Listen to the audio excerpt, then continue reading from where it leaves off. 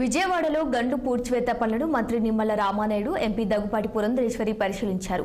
ఏపీకి ప్రకృతి విపత్తు వల్ల కలిగిన నష్టాన్ని అంచనా వేసిన తర్వాతే కేంద్రం నుంచి తక్షణ సహాయంతో పాటు దీర్ఘకాలిక సహాయం కూడా అందిస్తామని పురంధరేశ్వరి అన్నారు. కేంద్రానికి, రాష్ట్రానికి వారధులుగా మేము పనిచేస్తామని పేర్కొన్నారు.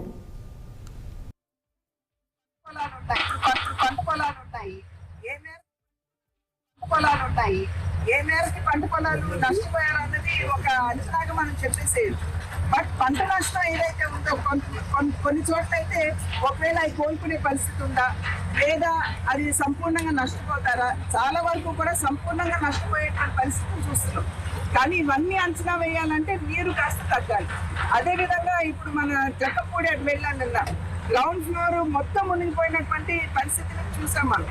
అంటే అక్కడ ఉన్నటువంటి ఎలక్ట్రానిక్స్ కావచ్చు, అంటే ఫ్రిడ్జ్లతో సైతం అక్కడ ప్రజలు కోల్పోవడం జరిగింది. వాహనాలు కోల్పోయారు, తోపుడు బళ్ళ మీద వ్యాపారాలు చేసుకునేటువంటి వారు తోపుడు బళ్ళు కోల్పోయారు.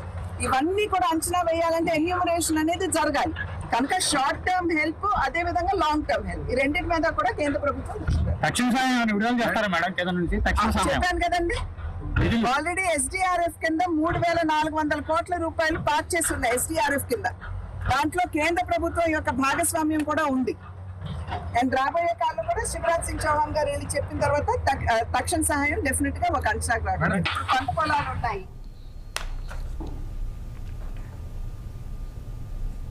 రాయదుర్గం మాజీ ఎమ్మెల్యే బీజేపీ నాయకులు కాపు రామచంద్ర